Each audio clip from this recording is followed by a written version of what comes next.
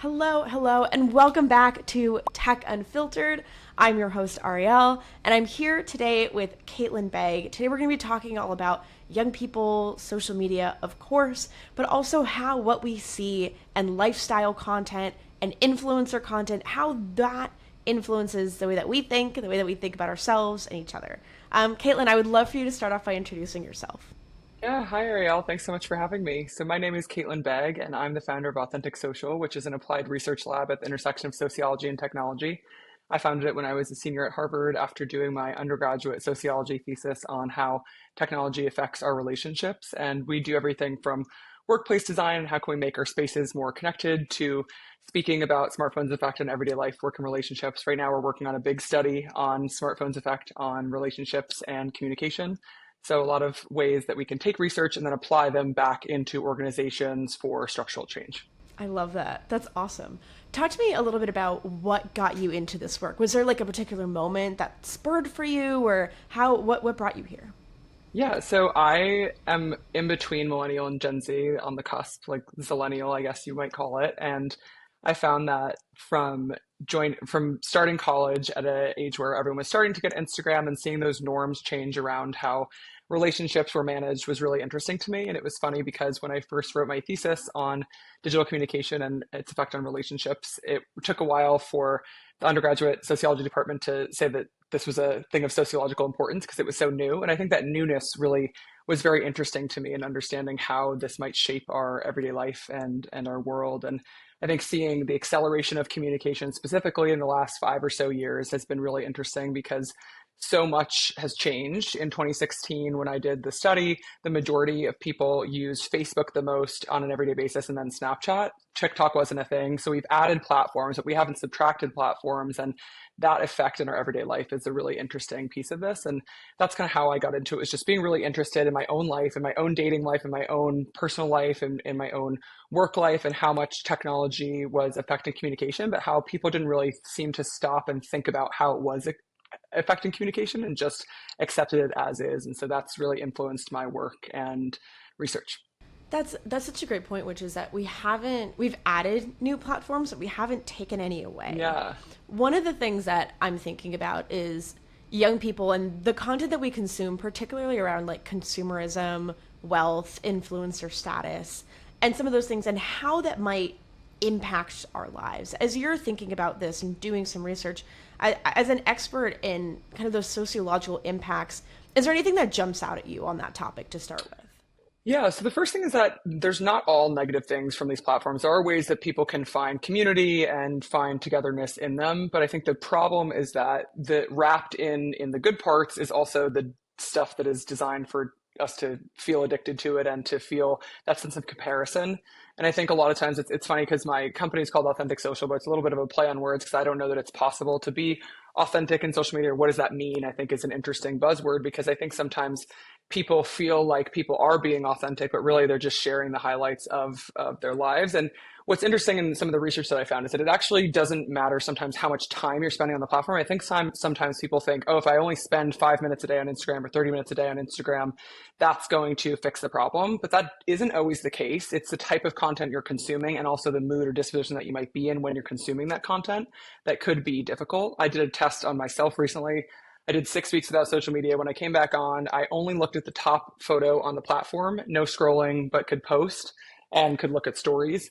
And really, that made no impact on my relationship with the platform because sometimes the thing that they show first is the thing that's going to be most toxic or most interesting or most just bring up some type of emotion. So I think looking at your own social media habits and thinking about screen time in three different categories, so productive, mindless, and fun, and looking at that inflection point from when it turns from fun to mindless is how I look at it. Because I don't think that I think the conversation gets pretty lacks nuance when people say that all screen time is bad because obviously even like you and I connected through the internet, there's a lot of great things in it, but it's the problem is that we're in this techno-feudal system where we're dependent on platforms. So there's so many ups and downs that can come with it. That's a great point. And when I talk about tech and social media, like I always preface it with like, I'm not anti-tech. Like I promise I'm not anti-tech. I'm not anti-social media. I'm anti-unhealthy tech and unhealthy Yeah, social media. I definitely. love those three buckets that you kind of put these categories into: productive, mindless, and fun. Um, can you talk to me, and maybe to some of our users who are asking the question, like, how do you know when it's productive versus fun? How do you know when it's mindless versus fun? Like, what are some of Yeah. those things to think about and look out for? So I think the thing to start with is how you're using your phone from the moment that you wake up. So the number one thing that most people can do, unless you're an on-call doctor or a couple other jobs, is you can have your phone outside of the bedroom. And so then you can begin your day, a direct unmediated experience. I think that some people have these crazy rules where it's like the first hour of the day. No, that's not always realistic. I've read nonfiction every morning since September 2022 without going on my phone. It's changed my life. But some people that just might be brushing their teeth or taking a shower. So beginning your day off of your phone is a great way to reflect and to not just go dive headfirst into screen time, because it's this area of our day where there's something called drunkenness and sleep inertia, where we're in this state between sleep and wake that's makes our brain very impressionable to what we're seeing. And so there can be downstream negative effects of a lot of screen time right when you wake up. So even just taking the first 15 minutes and taking a pause, that's the first thing. Then we look at how to differentiate between productive, mindless, and fun screen time. I think the first thing to think about is, how are you defining productivity in your own life, and what does your work life look like? If you are a content creator, obviously the amount of time you have to spend on your phone for work is going to be different versus if you have a job that doesn't require phone time. Some people in finance, for example, might have to be on their phone for email, but won't have to be on social media for their work. I think the people that have to be on social media for their work have to be aware of kind of what you're doing when you open up the platform. And so that's been something, even in my own life, I've been trying to do, is that when I open the platform, let's do it for that specific piece. And then I think the question, other part of your question around where does fun turn to mindless, I think that's an inflection point where you feel your emotional state drift, or you feel like that time spent could have been used to do something else at scale. Because there's nothing wrong with, on a Sunday, spending an hour scrolling. And I think sometimes we take that look at that in a monolith and think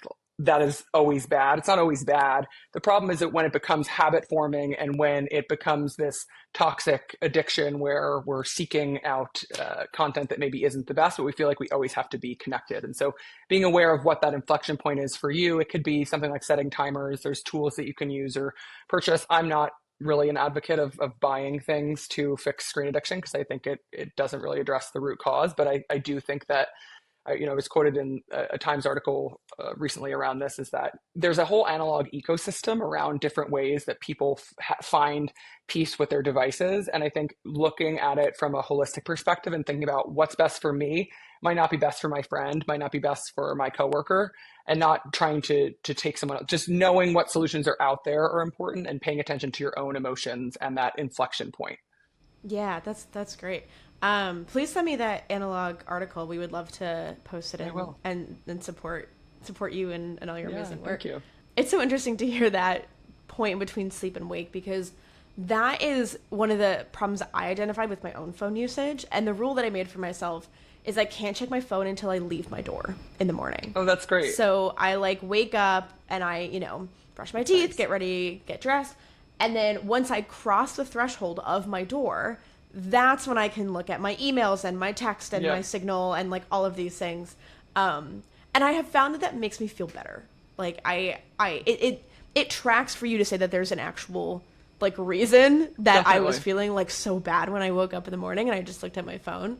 My next goal is I want to get like an analog alarm clock. Like I don't Yeah, I need have like one.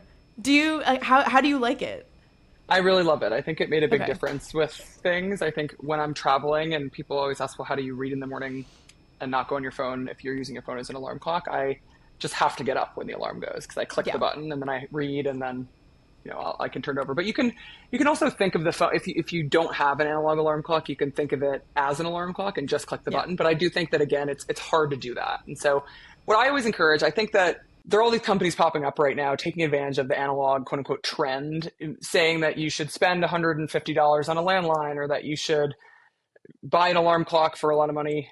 A lot of these products are great. I use Lofty alarm clock. I love it. I'm not affiliated with them, but I do really, really love it. And it's been a great thing. I think for the landline specifically and all these products, think about ways that you might be able to not invest too much money in the product right away. So you can always go onto eBay, and I have my landline from eBay. It was like $20. There are so many landlines that are unused that you can, if you wanted a landline, or if that's something that's part of your routine that you want to do, if there's an alarm clock and you want to test it out to see, because I think that's a big problem too, is that people are like, okay, either I use my phone or I spend $300 on an alarm clock. You could get a really cheap one on eBay, try it out for 2 months, and then if you like it, then buy the bigger one. So there's, I don't like to associate the time off of your phone just with spending money or with consumerism, because that's when I think it becomes a reductive thing and it becomes something that is framed as more of an upper class movement or for people who have the means to. And I think that, in one of my recent studies where I didn't wear headphones in public all year last year, I tracked every instance of public smartphone noise, and including every time I was on the subway. And so over 70% of rides had public smartphone noise. And what I noticed in this ethnomethodological research, which is a branch of sociology that focuses on everyday life, making sense of our world that way, is that a lot of times there are tired looking parents who are handing their phone to their kid because they look like they're coming home from work. And there's all these different structural things that I think are at play that we need to be aware of, and we need to be gentle with people as we're figuring things out, but also I say gentle in a macro sense, but also a little bit reflective on ourselves to think about, am I playing my phone out loud? Am I contributing to this noise in the environments? Am I stuck in my screen when I'm walking around? Am I bumping into people? How can I just be a little bit more present? And what I loved about last year, and I've actually continued it since, haven't worn headphones, now over a year, is unless I'm in the air on a plane or occasionally while working out, is really that sense of presence and really having to interact with your environment. And I have ADHD, and I know it's very hard. There's neurodivergent people who have said it's not possible. Yeah. It is possible. It's just, it makes you really be aware of how much things have changed and be a little bit more reflective in your everyday life. So I think that's a whole piece of all this, is figuring out what works for you. And a lot of times people also have jobs where they have to be always on. And I think just finding time in everyday life, whether it's like social life or whatever that might be, to just not have your phone visible is also something that is important. There was a study done that showed that people who were trying to remember things for school, if they had their phone visible versus if they had it in the same room versus if they had it in another room, there were different performance outcomes. And I think that there's just a link to that bifurcating of attention through this notification culture and what I refer to as hypercommunication. So there's just a lot of things going on. That's so fascinating. I'm such a big contributor to the problem of the headphones all the time. Yeah. I always have headphones in, always. And I'm always playing music or listening to something, or I'm doing voice to text quietly. And I love the angle of just stop doing that. Just stop and try to be mindful. Once a month, trying it and trying to realize hey, I am here in this world, because I think a lot of times we can feel like atomized individuals, we're just passing everyone, especially in bigger cities. It can be a difficult piece to feel like you're always on and things are always accelerated. And that is a part of everyday life, and that just is the way that things are. But there are ways to find balance within the everyday. And I think that there's this balance that needs to be spoken about between structural factors affecting our lack of balance and our need and want to put in headphones, because when there's so much going on at work and there's so much going on with notifications, no, do we really want to talk to random strangers on the street as much? Probably not. There was a Boston Globe article I was quoted around this, in that in my research in the last year, I saw barely any casual conversations. But that's not the fault necessarily of the people. It's because everything is accelerated, and that is a big issue, because productivity isn't always correlated to accelerated communication. And so that's something my company works on a lot with organizations, is to show them, hey, this acceleration of communication is not efficient. And if we can make that argument within this capitalist system and show that can be a net positive thing downstream for people, but can also, help businesses, which I think it's all these structural factors, how can we work within the system that we're in and make some change? Because I think a lot of times what gets difficult is that with the rise of social media, there's just the rise of think pieces and slacktivism. And that's something that really bothers me, is that people just really will, post something on Substack and then go about their day and not really think about how can we make slight changes in the everyday to make things better for people. I think the other thing that we think about here is that 20% of families in New York City don't have access to reliable internet. You wouldn't say to them, congratulations on being analog. You'd say, let's get you access to the internet. So it's about that gap too between, there's some people who don't even have reliable access to the internet, and then there's other people who are addicted to their smartphones. There's also a percentage of people who rely just on their smartphones for internet in the household. And so the fact that these devices are designed to be addictive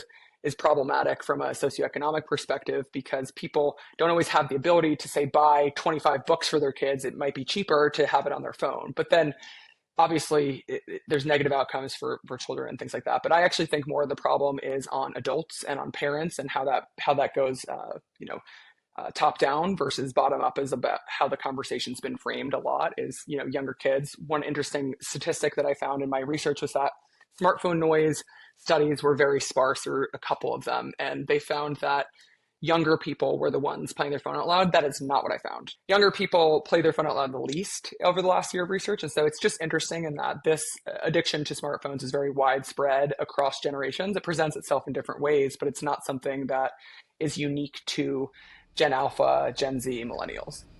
Yeah, there are two points that I hear from that. The first, which is particularly around parents, and I talk a lot about parents in terms of the social media landscape, which is that we put a lot of pressure on parents to like fix their kids' social media issues. And I think, to your point, parents are also part of this larger ecosystem, right? Like, yeah. As a parent, you're working yourself. You have to figure out the groceries and the kids' school schedule and the after school activities, and like you have to focus on paying bills. And so to say, oh, well, you also have to figure out your child's social media usage, exactly, assumes an availability that is not inherently there. So I think that that's a great point. One of the things that I have seen online, and like that troubles me as someone who works in this field, is kind of this rise of consumerism online and this encouragement of buying. You touched on this point a little bit earlier in terms of buying things as a result of our social media usage, but I want to ask you a little bit about just kind of the pure buying of items. Like, one of the examples that comes to mind is like this cup craze, right? Where there was a brand, Stanley Cup, right? Where there was a brand where influencers had, 20 different colors of the same cup of the same brand with 20 different alterations. And I'm curious, as someone who works in kind of the sociocultural part and does so much deep research on this, what kind of impact does that have on our behavior or on our buying behavior? Like, for me, like, I already have a water bottle. Like, am I more likely to see that and like want to consume? And what does that kind of at scale look like when young people in particular are seeing so many pieces of content about materialism, wealth, and consumerism? Yeah. This all relates back to the concept of hypercommunication, which first originated from French sociologist Jean Baudrillard. It's this acceleration of communication based on technology. And what happens there is that there's the acceleration of communication means that there are so many more notifications in our everyday life and things that we have to keep track of. This leads to something called frantic documenting. So we are taking pictures of a million different things and documenting things compulsively. And there's also frantic communication where we're texting people back and forth all the time. Then there's also the frantic consumption of information. All this stuff, what it does is it speeds everything up, and it makes us feel like we also have to compulsively consume. Because also conversation has become intertwined with capitalism and with consumption, because a lot of times what people are seeing is they're seeing influencers buy things. That's what they talk about with their friends. And then that becomes kind of a bonding thing. It's this fetishization of objects versus direct unmediated experience. And again, in and of itself, buying a cup is not harmful, but the excessive consumerism is. And during a year and a half period where I was just posting film on Instagram and taking some time, I took 3 years off of TikTok. During that period also, I bought almost everything that entire year used. And that was a really interesting experiment for me. It was, seeing what do I really need? And the answer to that is almost nothing. And I think we have to realize that a little bit, in that if you are finding that the way that you're bonding with your friends, the way that you are, what you're thinking about is constantly around consumerism and around just objects for the sake of objects, and there's a compulsivity to it, and it's not coming from a place of, oh, I'm in fashion and I love design and I love putting pieces together, whatever that might be. That's something to think about, because that compulsive documenting is really linked to the compulsive spending and the compulsive need to shop. And so actually, when I took that year and was only really taking photos on film, I found my interest in shopping and buying new things decrease a lot because I was taking the time to realize that, oh, I only have 27 exposures for this next month. How am I going to spend that? You have more of a mindset around scarcity versus just abundance always. And it's this idea that things are just always available that I think can become really dangerous in this world where consumerism really is at the center of it. And there are just a lot of things that we just don't need. And that's just the reality. And that I think the other piece of it is the parasocial relationships people develop with influencers. And so they think, oh, wow, this is so much fun. She has a landline, but it's $100. You don't really need that. Like, let's think about how we're reframing our everyday lives before we go and buy things that we may not need and that might just be plastic waste. This was so much fun. Caitlin, if you had maybe like a sentence or two or like a 15-second clip of what you would want to communicate to young people who are struggling with some of these themes, particularly with seeing others online or just any of your research, what would you say to some of our young listeners? Yeah, I think the first thing that you can do is something that I said before is begin your day off of your phone. I have an episode of my podcast, Progression to Analog, called No Phones in the Bedroom that speaks around all this research. And just beginning your day off of your phone is really important.